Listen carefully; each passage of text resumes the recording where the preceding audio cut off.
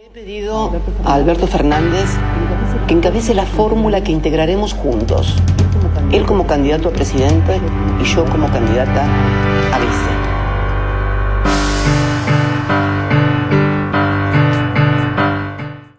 El etos se refiere a la forma en la que el enunciador busca generar confianza, mostrar cierta credibilidad.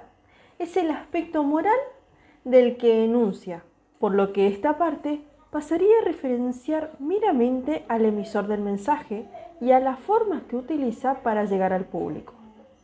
Es el talante del orador, teniendo que ser favorable si queremos llegar a buen puerto. Según Aristóteles, una de las principales características del talante del orador es la sensatez, es decir, la forma en la que se venera la opinión de la persona por el motivo que le damos credibilidad a su enunciado. En este caso, la sensatez del personaje Cristina Fernández tiene que ver con su ideología, títulos, trayectoria política a lo largo de la historia argentina.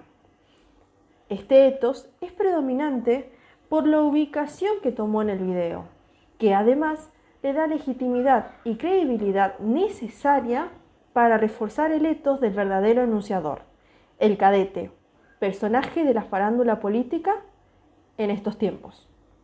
Cuando nadie lo esperaba, mientras todos dormían, allá lejos, sábado a la mañana, se hizo la luz. Y la fórmula, Fernández se presta al meme, a la consigna, al cántico y a la crítica. Si cambiamos la mirada, nos encontramos con el patos, que tiene en cuenta al otro lado del discurso.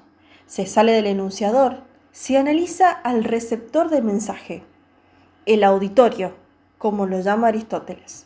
Se mira al auditorio en base al discurso del enunciador, en base a sus reacciones emotivas con respecto a los enunciados. Es el estado de ánimo con el cual se encuentran en la recepción del mensaje. Dado el contexto de este discurso, en el cual había muchas expectativas sobre la fórmula que presentaría Cristina, el 18 de mayo, fecha importante para la patria argentina, realizó la publicación de un video en el cual contaba de forma muy particular sus decisiones políticas.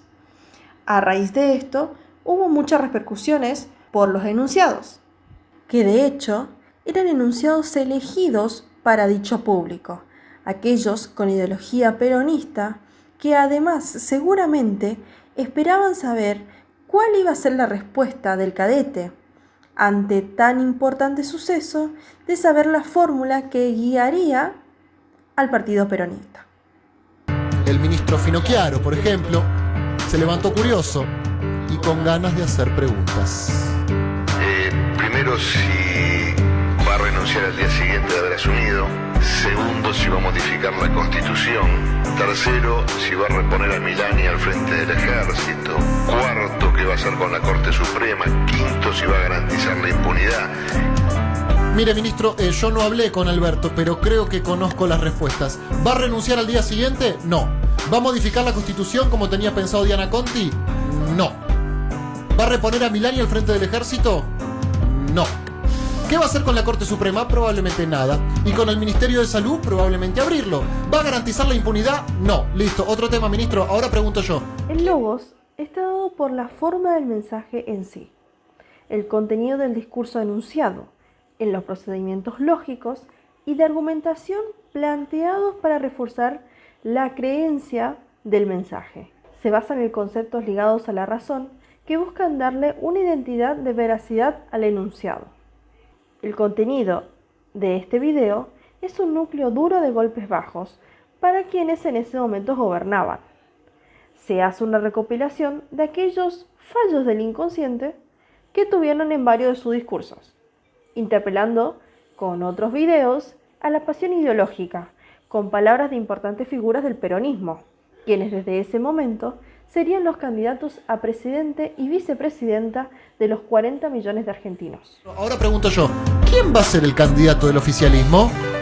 Nosotros estamos convencidos de lo que venimos construyendo, desarrollando y de lo que estamos haciendo. Así que en ese camino nuestro candidato es Mauricio Macri. No me digas, ¿qué pasó? Después nos dicen golpistas a nosotros y los que fogonean para que se baje el presidente son ellos mismos, lo quieren debilitar, quieren aislarlo, quieren hacerlo quedar como un gil, como un idiota, ni lo intenten. Él puede hacerlo solo. Citando a Mengueno, diríamos que tomar la palabra es asumir un riesgo. La escenografía no es simplemente un marco, un decorado, como si el discurso careciera en el interior de un espacio ya construido e independiente de dicho discurso, sino que la enunciación, al desarrollarse, se esfuerza por poner progresivamente en su lugar su propio dispositivo de habla. En este caso, el riesgo asumido por el cadete fue el de dar esperanza a todos aquellos seguidores de esta ideología política, que esperaban lo mismo que él, que esto cambie y que los gobernantes sean los representantes de dicho partido político. Que esta oportunidad no la vamos a desaprovechar, que ya aprendimos que el pasado solamente nos va a destruir, porque lo único inmutable es el pasado, pero volver al pasado sería autodestruirnos. No, el pasado no vuelve, Macri, pero cuando te ganemos y ordenemos un poco este quilombo, vuelve el asado, vuelve el feriado, el trabajador dignificado, los genocidas encerrados, el dólar controlado y el pueblo organizado. Según Artier, las formas de heterogeneidad mostrada se insertan en el discurso de manera diferente a la linealidad de la cadena y produce una alteridad a la que remite el fragmento. A mí me encanta esa consigna, vamos a volver. Me encanta porque nos llena de ganas, de fuerza, y necesitamos mucha fuerza para ir a convencer a otros argentinos. La consigna a la cual hace referencia Alberto marca una fuerte presencia de la heterogeneidad mostrada, que es clave para entender aquello que trascendió a Alberto Fernández. Esta consigna fue un cántico que nació desde el día 2 del gobierno de Mauricio Macri. Luego, solo pudo abrazar la consigna y hacerla propia, a veces con huellas más marcadas que otras. La autora desarrolla el concepto de heterogeneidad mostrada y afirma que toda habla está determinada más allá de la voluntad de un sujeto, y que éste, más que hablar, es hablado. Teniendo como referencia a esto, Alberto habla y es hablado por otros, ya que en toda su trayectoria está ligado al kirchnerismo.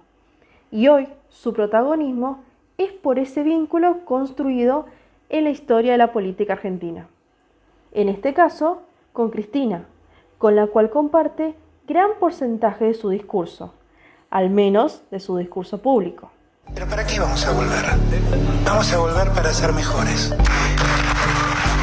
La heterogeneidad constitutiva corresponde a procesos reales de la constitución de un discurso, mientras que las heterogeneidades mostradas, el hablante usa este recurso para señalar qué parte de su texto no es suyo, es de otro, pero el resto del texto sí es propio. Mejores que ellos no, digamos, mejores que ellos es muy fácil. Podés poner un cono en el sillón de Rivadavia y va a ser mejor que el contrabandista este. Tal como observamos en el fragmento anterior, nos damos cuenta que las redes sociales permiten ciertas licencias a la hora de formar un discurso. Nos permiten ocupar unidades de lenguaje bastante simples y coloquiales. Pero también las redes sociales han empezado a encuadrarse como un medio de comunicación de importante trascendencia. Ya vemos allí a todos los políticos atentos a lo que sucede, incluso anunciando cosas que antes solo lo decían en conferencia de prensa. En este caso, el cadete ha sabido utilizar su mediatización para brindar su editorial, estilo propio del periodismo. La voluntad discursiva del hablante se realiza ante todo en la elección de un género discursivo determinado. La elección se define por la especificidad de una esfera discursiva dada. La intención discursiva del hablante, con su individualidad y subjetividad, se aplica y se adapta al género escogido. Se forma y se desarrolla dentro de una forma genérica determinada. Mejores que ellos es una vara muy baja. Mejores que nosotros. Mejores de lo que fuimos. Mejores incluso de lo que soñaron Alberto y Cristina cuando escribieron ese discurso que todavía recordamos y que mañana cumple 16 años. En este mensaje, el yo está construido de una forma muy particular. El cadete asume el yo que construye en su enunciación una imagen de sí, al mismo tiempo que se construye en sujeto. A través de esta imagen se identifica, se muestra de una cierta manera que permite situarlo socialmente y diferenciarlo como individuo, en virtud de sus características particulares. El yo aquí tiene que ver el de todos aquellos que esperaban esta gran fórmula, que esperaban que esto suceda, que sus representantes lleguen a ser gobierno. No he pedido ni solicitaré cheques en blanco. Vengo en cambio a proponerles un sueño, reconstruir nuestra propia identidad como pueblo y como nación. Vengo a proponerles un sueño, que es la construcción de la verdad y la justicia. Vengo a proponerles un sueño, que es el de volver a tener una Argentina con todos y para todos.